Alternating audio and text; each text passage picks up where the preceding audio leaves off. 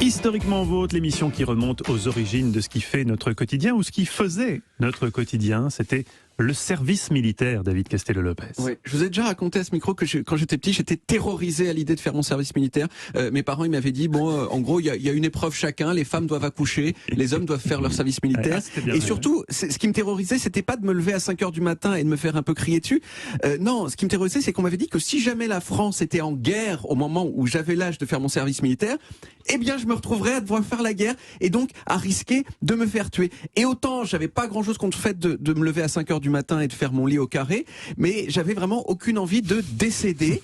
Et c'était pour ça que ça me terrorisait complètement. Et puis, à mesure que j'ai grandi, j'ai commencé à sentir que ce serait peu probable, en fait, que la France soit en guerre quand j'aurai 19 ans, et deux, c'est vrai que même si elle était en guerre, je me disais qu'elle enverrait probablement pas des bidasses se faire tirer dessus en 1993, vous voyez. Et puis, de toute façon, pour finir, ce qui s'est passé, c'est qu'en janvier 1996, j'avais 14 ans, vous en aviez 13, eh bien, Jacques Chirac, il a mis fin au service militaire en France. Mais là, au début des années 2000, il s'est passé un truc à l'intérieur de moi, c'est que je suis devenu fan de Napoléon. Et notamment fan de ses campagnes militaires. Et là, je me suis mis à regretter que le service militaire ait été supprimé. Je voulais faire partie de cette grande famille, vous voyez, qui avait 200 ans. Je voulais servir la France. Et surtout, j'avais une vision super romantique du service militaire, où des gens qui venaient de toutes les classes sociales se mélangeaient, peut-être pour la seule fois de leur vie, d'une façon égale. C'était la seule fois où Gontran de la Trémouille et Dédé Ricochet, ils étaient traités à égalité, vous voyez, c'est-à-dire mal. Mais alors, d'où ça vient, c'est ce service militaire, instrument républicain de brassage social. Alors bien sûr, il y a eu plein de moments dans l'histoire où des gens ont été obligés par un gouvernement à prendre les armes, mais le premier service militaire moderne, au sens où on l'entend, c'est-à-dire un service militaire qui est inséparable de la citoyenneté, eh bien c'est encore une fois la Révolution française qui l'a inventé. Petite question facile, vraiment très facile, là, qu'est-ce qui s'est passé en janvier 1793 ? La terreur. C'est la conscription. Ah, la conscription, la première. Non, on était en guerre contre. Était en guerre contre les puissances. Bah oui, tout à fait. Je cherche un événement précis. En janvier 1793. On a coupé la tête de Louis XVI. On a guillotiné. 21 janvier 1793. 21 janvier 1793, on a guillotiné Louis XVI. Et là, les monarchies d'Europe, en gros, elles se sont coalisées pour aller casser la gueule à cette petite conne de France qui avait tué son roi. Et là, la France était dans le pétrin. Et donc, le gouvernement a organisé ce qui s'est appelé la levée en masse.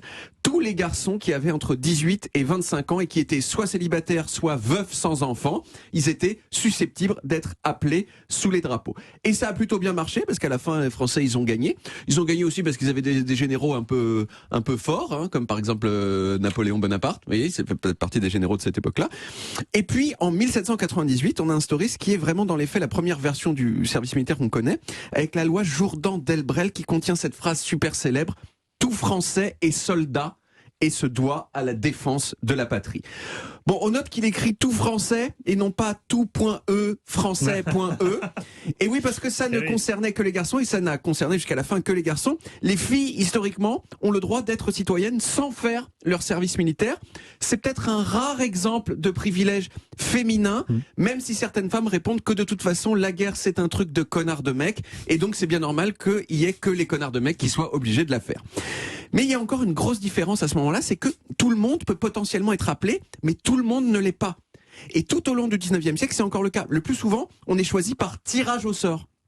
Et c'est-à-dire qu'on vous êtes là, vous tirez le mauvais numéro et vous devez faire votre service. Et en plus, ce qui était très triste, c'est que les appelés pouvaient se faire remplacer par d'autres moyennant finance. Et ça, c'est dégueulasse. Les riches payaient pour... Mais voilà, les fils de bourgeois, ils payaient un pauvre pour aller se faire tuer à leur place, ce qui est très triste. Et finalement, c'est qu'en 1905 que le vrai service militaire qu'on connaît, il a été mis en place.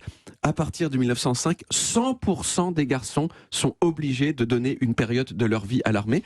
Une seule exception, ceux qui ont des problèmes de santé.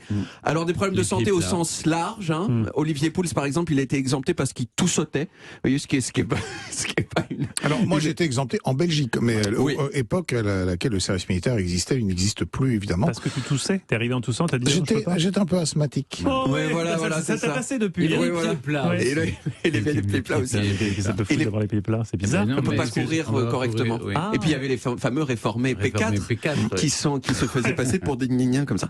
Voilà. Alors le service militaire Qui le sont peut-être. qui le sont peut-être. Non, c'est vrai, mais la proportion de gens qui l'étaient vraiment par rapport Oui, était faible. aux gens qui se faisaient passer pour ça était faible. Oui, mais il y en a d'autres qui ont fait leur service et pourtant ils étaient P4. ils auraient dû être on les P4. dire.